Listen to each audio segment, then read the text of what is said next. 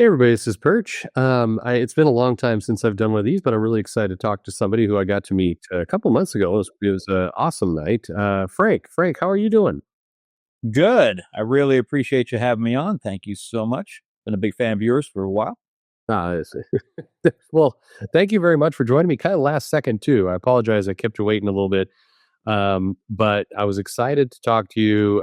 We had a great night back at the Dallas Comic Con, and now I'm excited to chat with you because you have some projects to talk about, and I'm interested for this audience to get to know you a little bit.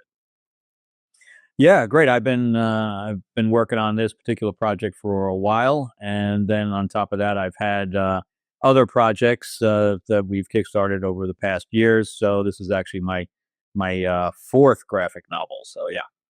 Very nice. And I mean, that should give confidence to people. I know there's a lot of concern these days about, am I going to get my project, everything else. But when you're working with somebody who's a veteran who's done, several projects, fulfilled them successfully, I think it gives a lot of confidence to people to go in and give it a shot. Oh yeah, yeah. I think I'm at like 10 or 12 projects that we've delivered on. So, in fact, the Moonstone book that we just did with Green Hornet, that's about to fulfill as well. So, we just had a conference on that last night, too. Oh, really nice. Well, make sure to learn about your project. And actually, it's really timely. So if you're listening to this right now, you don't have much time. So we're in the last 48 hours. Is that right? Yep, the last 48 hours, and the push has been pretty good. Feedback has been great. I've kind of listened to what everybody's wanted as far as stretch goals were concerned and stuff like that. So not only are we doing digital comics, but we actually have miniature figures that STLs we're giving out to everybody. So even if you do a digital, you'll still get the STLs of Psycho Cinderella and Badass Tiger Lily. Oh, nice. Okay, I like that. So so there's more and more people who are actually getting excited about digital comics. They don't. I mean, it's weird to me. I'm a collector. Like I can tell from your wall you are, but it is nice to have something physical to hold in your hand. But there are people who like digital. But even if you go that route, you're going to get something.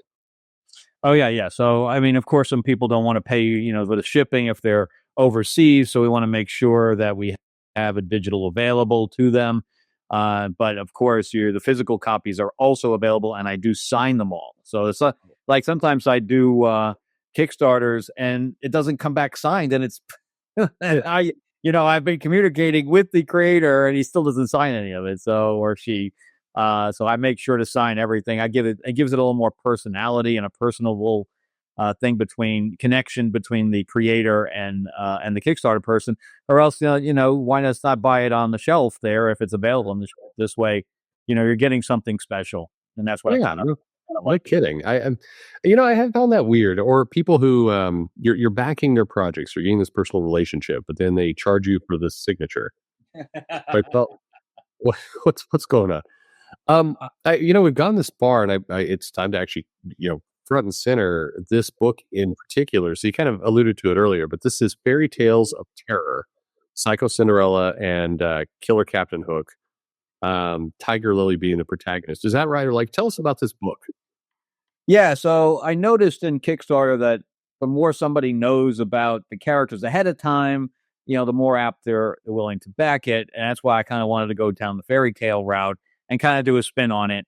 And I'm going to do backstory and things like that with keeping semi with canon and things to that effect. But yeah, so and there I actually start with the protagonist. His name is Orson Allen, and he is a bookstore owner in New York.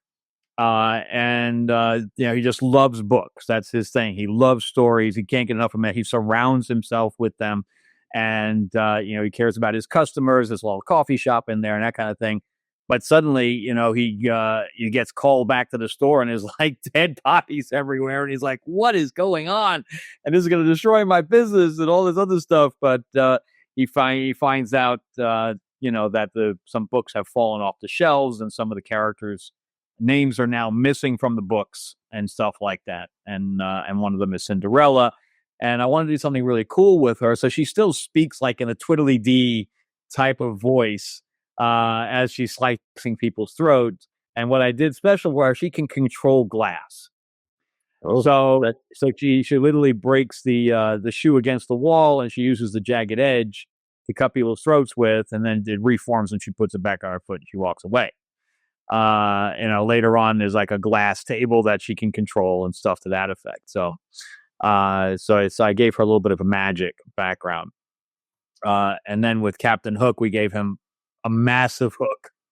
Yeah. And I gave him his own fire fairy. So no longer does Peter Pan have a fairy now. He's got a fairy as well. So that's basically it. And they're trying to, this is kind of the secret of the mystery going on. But what they're trying to do is turn magic on in our world to free some of the witches that have been banished here. Cool.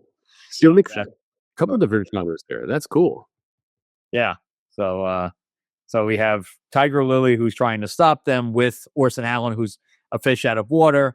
And, meanwhile, we're, going on this mystery of them trying to turn magic on in our world. So now it feels, with the kind of wide library of fairy tale characters and everything you have to play with mythology, if this does well, you like it, you want to continue in this world, it feels like there's a lot more you could do with it. Yeah, well, I'm already going to introduce Wizard of Oz in here with the witches. And of course, as you know, we can go into other things like Alice in Wonderland and things like that, and Red Riding Hood, and there's a pile of things that I can do with this, and have portals literally back and forth through the books. So yeah, as long as my imagination keeps going, there's literally no ends to what I can do. But I want to keep it a little bit grounded as well, which is why I went in our world. But I can go more fantastical and go on the other side too. Well, there's something cool about being able to take these very familiar characters, you're putting a horror spin on it, actually, as you're describing it, it has kind of a noir type feel to it, a little bit, and how you're putting that out. And I wonder, you mentioned earlier you have done other books, and you've got some, you did the Green Hornet anthology. That is that also still open, or is that closed down now? That late pledge is open, and that. Timothy Zahn, and he was part of the contribution to that, and Kevin J. Anderson. That's some pretty talented creators you have there. Yeah. And then you mentioned you've done other books in the past. Lords of LA is one I'm familiar with. Is that tell people about that if they're unfamiliar with it? Okay, well, first of all, I'm actually a filmmaker. I'm an award-winning screenwriter as well. And so sci-fi is like really my jam to start with. We actually did a Star Trek pilot that ended up on YouTube because it was before J.J. Abrams got involved. And once that happened, we were done. So it just ended up on YouTube. So we were managing the shell for a little while. You could see in the shell. Well, you can't see it because did not do anything, but there's a shell figure behind me. Because then the last thing that she did was my other pilot called Amanara, which I'm actually pitching right now. But then I said, okay, what if, because we did the 6 issues of Destiny Aurora, which is my sci-fi 4-novel series. It's also on Audible and stuff like that. And then I adapted the first novel to a graphic novel, and we did 6 issues of that. And then I said, okay, what can I do next? And that's when I came up with going to the vampire trope. But I'm like, what can I do different with it that nobody's ever done? So I did a vampire mob in 1950s Hollywood. Nice.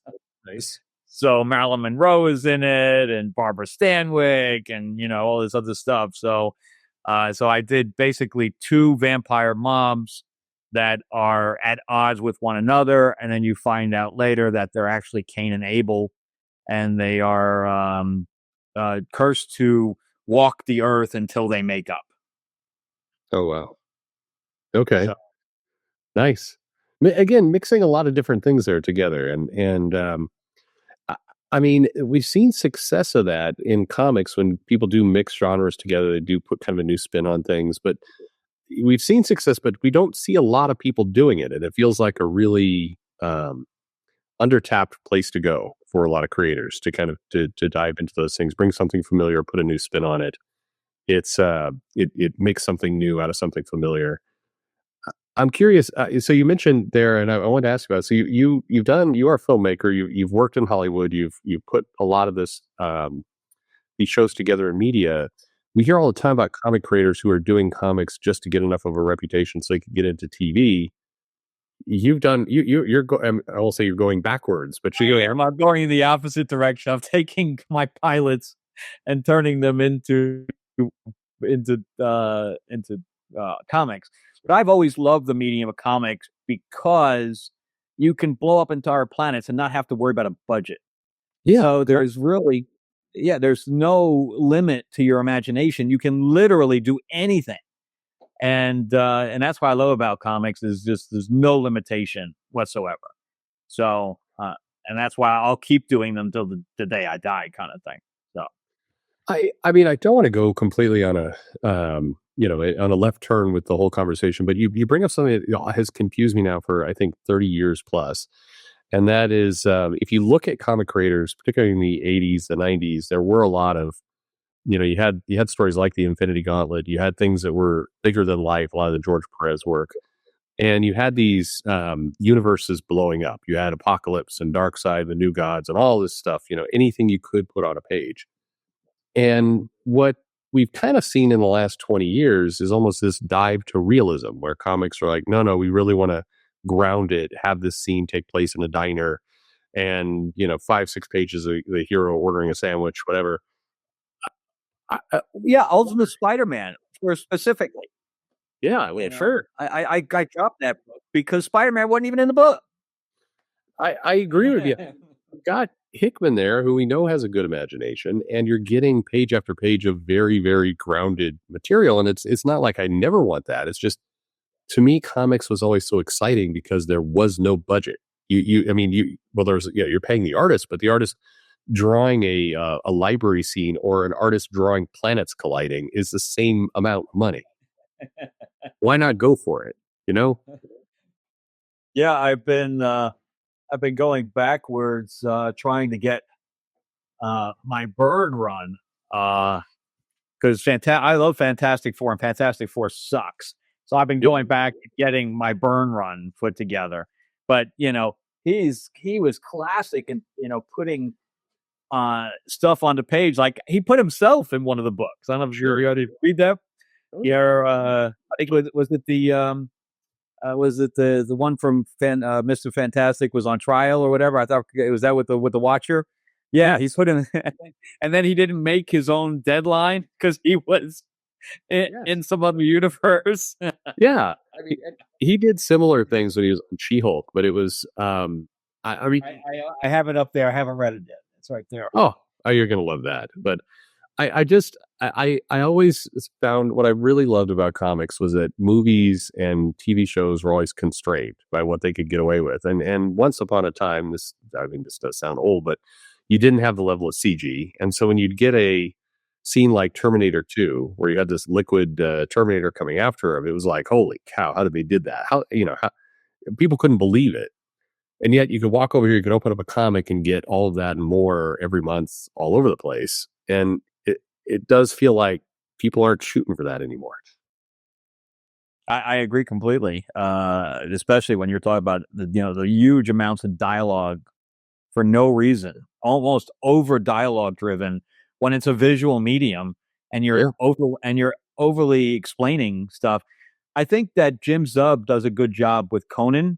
Oh, yeah. Even though it's you can physically see him doing that, he's still describing how his muscles are moving or whatever else, or he's moving like a cat or whatever to accentuate what we're seeing.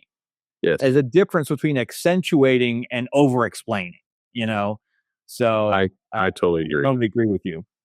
Yeah, and I think, and I'll get off topic, but Zub is an example, and there are several, of course, but writers who seem to really enjoy the fact that they can get away with anything on that page. And so you do things that would be impossible to film or wildly expensive.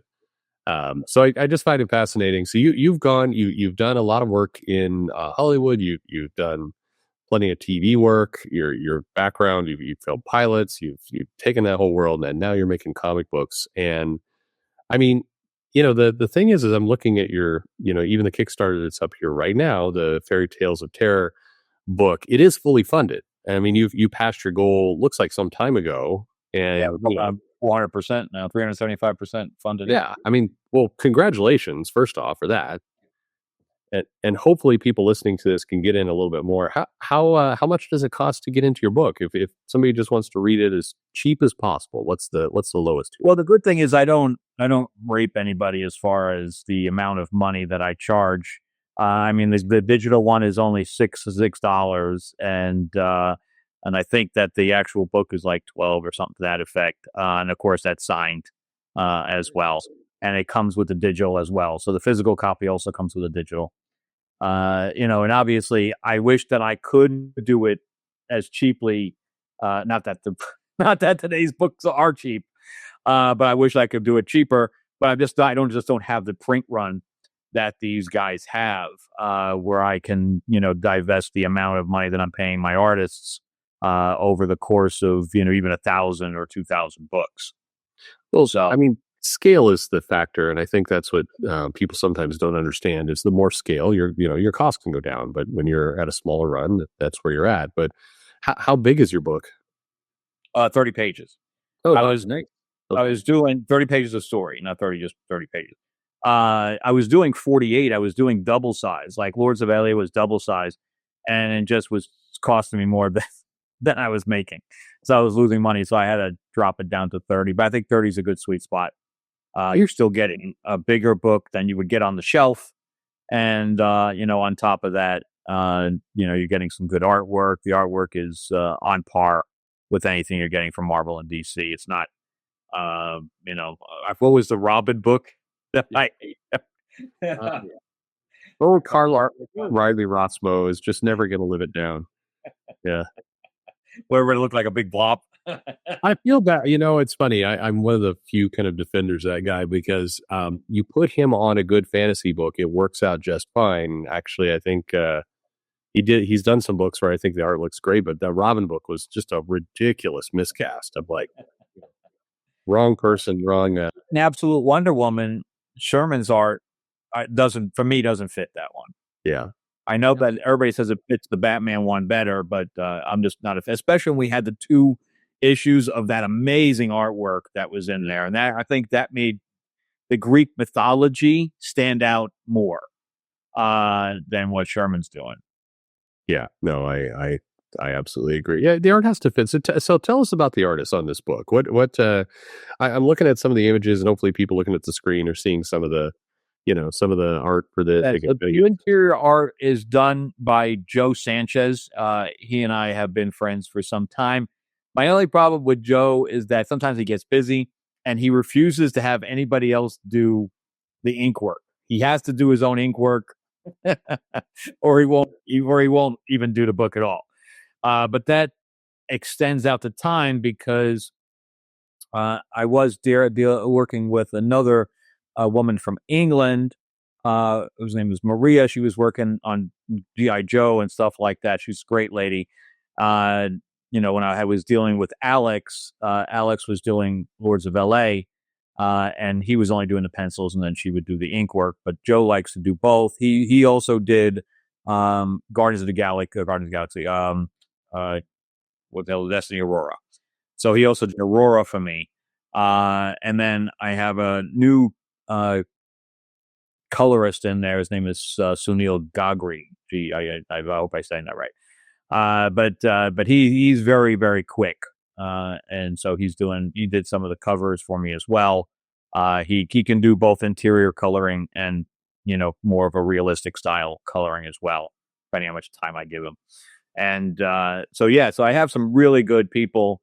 And it's lucky that Sunil is so fast because Joe is like I've just got the layouts for the next. So what I do is I do the first 15 pages.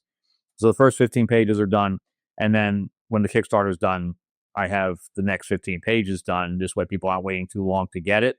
But he's already started. I knew I was gonna, be fulfilled or being funded, so I already got him working.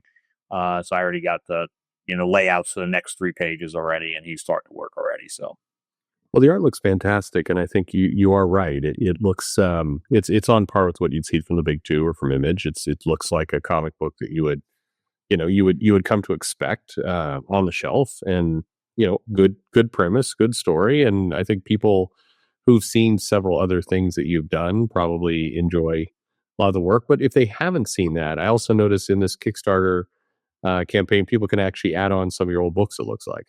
Yeah, yeah. So you can basically get my novels, you can get my audiobook, and you can get the other graphic novels as well. And you know what's funny is I moved from LA to Georgia. I'm actually in Atlanta, and I saw my local shop. I become friends with my local shops, and in fact, it closed down because they raised the rent. So Mm, yeah. they are. There's a gaming store right next. I also make board games, so there's a gaming store right next door, and he drops off my books every week. So I'm still buying from them, but he just drops because they have another shop. They just closed down that one particular. But anyway, they were putting up my Lords of LA on their shelves, and we just did, consignment on it. And Oh, so every time I walk in, he would be handing me cash. So he was telling me that Lords of LA was selling better than anything that Dark Horse was doing. oh, ouch. I mean, good for you, and that hurts.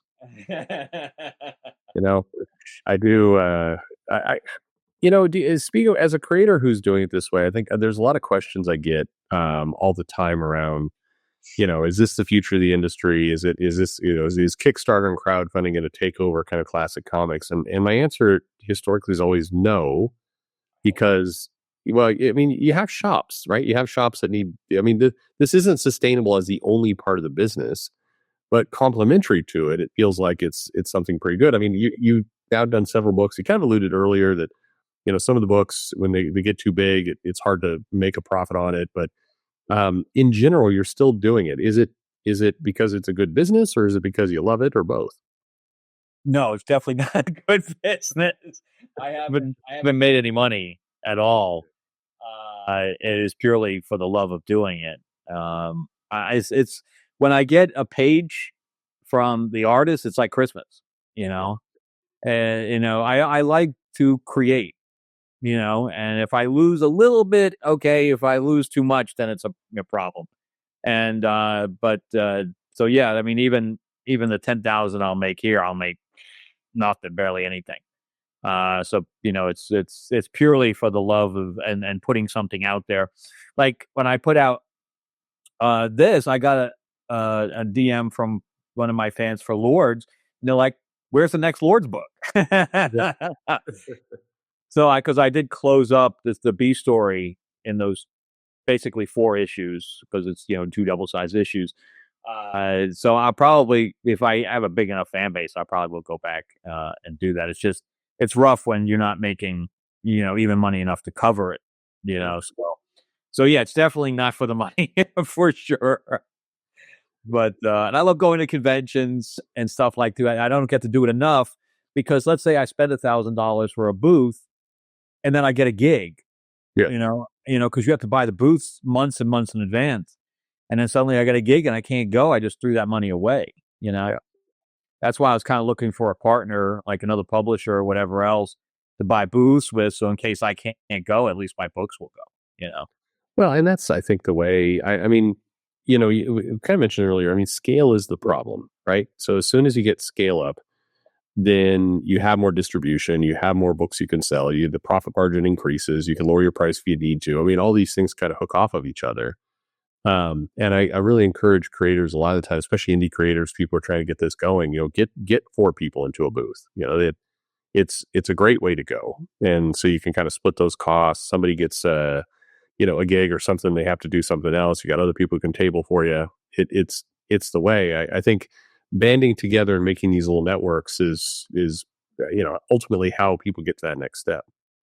And I've been talking to Aaron about this, Aaron Sparrow, about getting us together, all our Kickstarter guys, and kind of doing our own distribution, Yep. like doing our own company and distributing together. Because a lot of these companies, won't take you if you have 1, 2, or 3 books. You got to be a publisher, and if we can get like 10 or 12 books together, maybe we might get picked up to get some better distribution.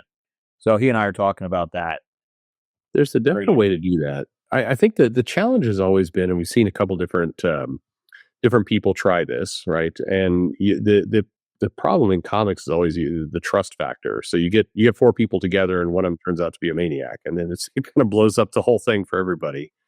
Uh, do you? I mean, uh, do you talk to a lot of other creators? I mean, you obviously have the network of artists, but what is your take on how that indie community works? Is it a good bond of people, or is there?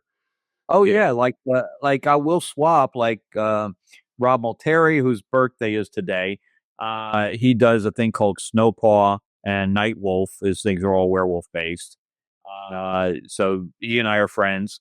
And Henri Kampman, mhm, he does a thing called War Lion right now. So he and I are friends as well.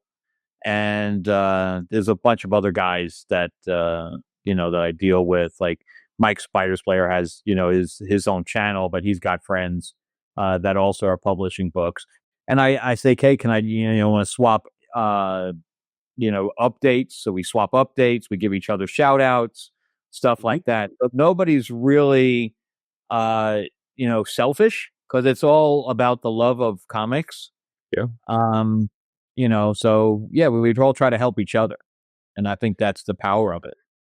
Is there something that's missing in this piece? So you got a lot of good creators, people like yourself, others. You have artists that you're working with; they're doing great work. What's missing in this? Is it somebody? Is it a business person? Is it a somebody who can handle distribution? Is it on the creative side, or is there something that's missing to kind of bring it all together? Do you think? Yeah, I think it's some financing side Yeah. because if we were able to get together and do marketing, Yep. I think that would really help. But even Marvel and DC have problems financially, so it's the business as it is right now, and the fact that the younger, I think, and Wes talks about this all the time, is that we're not bringing in the younger generation. They're not reading, and if they are reading, they're reading from manga. So what is the appeal of manga versus American comics? And then we're realizing too, like we'd love to write stuff, or I would, that's more general audience, and we're getting pigeonholed into purely adult because that's what makes money, even on a smaller scale. Like I got a question for both Marvel and DC. So they're doing like um, they're taking the older books and doing facsimiles, correct? Right. That's right. And they're paying who are they paying? Oh, Create no, in many cases. Yeah. nobody, Yeah. right? Well, the only cost they have is printing, correct? Right. But yet they're charging the same amount of money that they would charge, if not more, for these facsimiles. Those are the kind of books that you can put for $1 and put them on a spinner rack, and it's an older book, and somebody will pick them up at a grocery store, or whatever. But they're not doing that.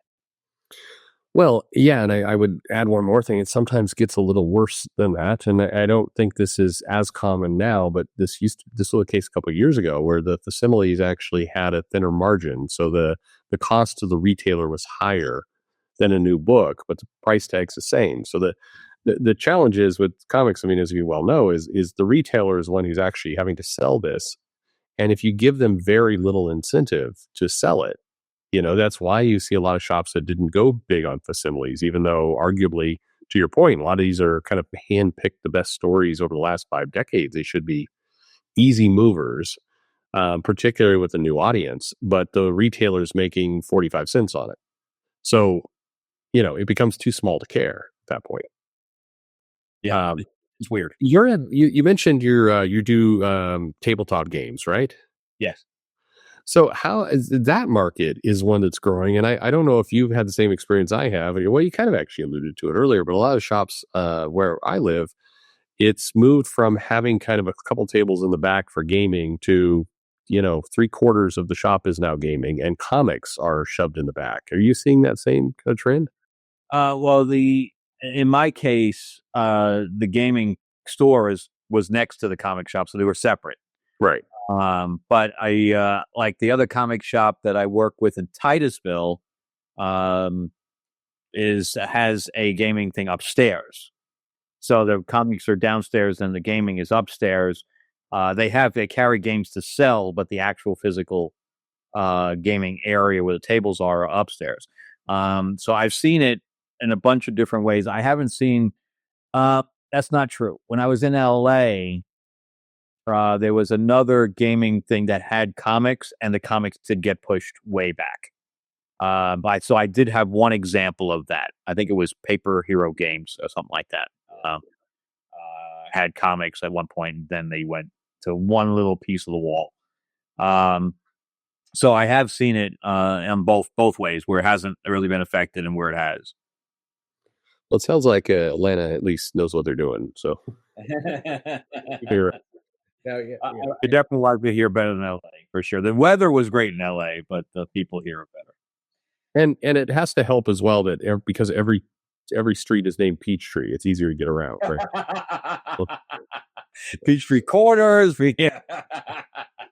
So like 5 people listening are like they're laughing right now. Everybody's like, "What is he talking about?" But there is a Peachtree and Peachtree in Atlanta. Yeah. Anyway, sorry for getting up straight. So back to again. You created shows. You created tabletop games. You're creating comics. I think I know the answer because you said earlier. Where's your heart? Like if money was no object, you're just doing one of those. What is it? What are you doing? Well, if I could make enough to live and just write, like if I was just able to write novels and write comics, I would pick that. Yeah. Because I don't have anything hindering me, as far as what distribution would want and stuff like that. I'm just free to do whatever I want, and I would go out to conventions and stuff like that and meet people. That if I could choose my future and make enough to live, that's what I would do. 100%. And I think there's a lot of comic creators who are that way, who really would like to be all in on that, on comics. But it's like you say, it's hard to make a living off of it. Yeah, unfortunately, but maybe there's a way. I don't know. But something has to change for sure. It has to be something to get a larger audience and not be as niche as it is.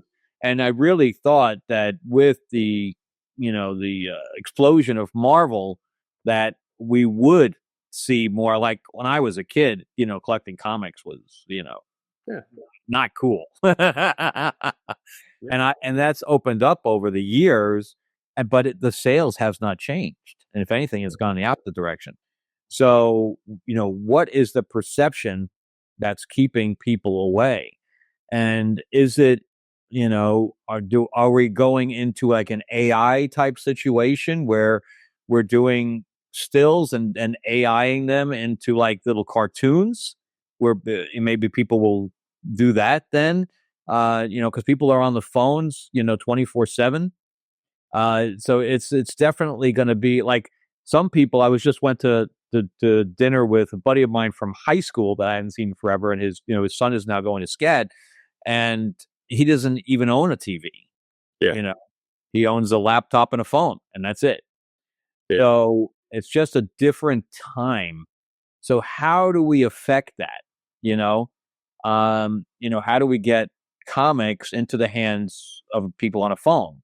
Where you're not doing, I'm blowing something up and watching it and, and looking at a screen. I don't know. It's a conundrum for sure. And I'm sure that the big boys are going through it too. Oh, no, for sure they are. I think, Marvel has this deal with Webtoon out now. I think there's a belief that Webtoon might do some of that because one of the things that has happened in Japan and hasn't made it over here into nearly the same level is that manga, and I really credit it was a lot of the rise of manga back in the 2000s. It was old feature phones, and you had panel by panel that you could just quickly swipe through. People started designing for the phone where you just have one panel at a time. And it got very, very popular. And so manga came here to the US, but this approach of digital comics didn't. But I have to believe that's one of your gateways to this new audience is something along those lines. I think for any kind of comic purist, people are cringing when they hear me say that, but it helped get people to manga. That's really interesting. So I'm also involved in what's called verticals. Have you ever heard of verticals? Oh yeah, absolutely. So I'm trying to create my own company for verticals right now, and that's the same thing. Basically, you're fitting the thing to the phone as opposed to turning the phone, and you literally shoot with the camera sideways. Yep. But there are all the companies right now are all female based, and they're all financed by China. Yeah. So I am trying to do a horror version right now, where at least I can hit some male audience. But yeah, so I didn't think about fitting the frames to the phone. I'll after we're off the air, I'll send you some stuff for it. Yeah, I think, and I was see, trying to. It led to a lot of the growth of manga. It was kind of this bridge that people have forgotten, because phones, of course, back to that period of time, they weren't iPhones, they weren't smartphones. They didn't have the power of the phone, so it really was, an image per screen was what you got. The idea of pinching and zooming really wasn't something that was possible. So, yeah, that sucks. People are going to swipe away from that, and that's why if they could just swipe, that's a lot easier. Israel, that is a great idea. I never even thought of that. well, we'll come back. Well, okay. Well, once we're off the air, we'll talk about it a little bit more. But Actually, back to your book. Okay, there's less than 48 hours. You got a pretty cool book. I see a ton of different. There's different covers, different types. As mentioned before, you can get a lot of your other material. Like it's all up here. The different books. Yeah, I mean, I think the game is up. Your Destiny Aurora board game's up here. Like you've got it all up here. But yep. which it does. So yeah, and that Aurora game is I built that. I actually got a publisher for that because I couldn't do that on my own. And I built that the same way. I said, what do I want to play? And I came up with I really want to have two boards. I want to have a space board, and I want to have be able to drop your guys on an away mission and then fly back into space and battle in space. And Yeah. and that's basically what it is. It has little miniatures with it and stuff like that. So and it tells a story. So I love games that tell stories. No, I mean, first of all, there's a lot of when I was just kind of looking around to get some imagery here for you. A lot of good press, a lot of really positive comments on your stuff. Looks like some pretty deep, both science fiction and horror places you played in this space, which is cool. What we kind of talked about, and it doesn't hurt that the girls they don't look bad. Let's just put it that way. It's easy on the eyes. How for somebody coming in, if you're I guess I'll ask you for a different kind of pitch. So we most likely some of your backers, they're people who have either read your books before, they've been comic fans before, they're interested in the premise, they're coming into it, but kind of to that new audience because you're playing with a couple genres. Horror is popular, fairy tales is popular, twists on classic characters is popular. What about the customer who's coming to this, hearing the show, or like, I haven't really read comics, but this is interesting. How do you pitch that person, somebody who's new to comics and they're trying your stuff out for the first time? How do you pitch it as opposed to they've never read a comic in their life? Yeah, just this new audience. They're coming to you, and you want that customer. What do you say to that person who's like, I'm curious about this? Yeah, so I would say this is a visual medium. So this is unplugging yourself from the internet and physically getting something where you can feel like a kid again, and go through and not only immerse yourself in the art, but immerse yourself in a world that doesn't exist, and you don't have to worry about a screen.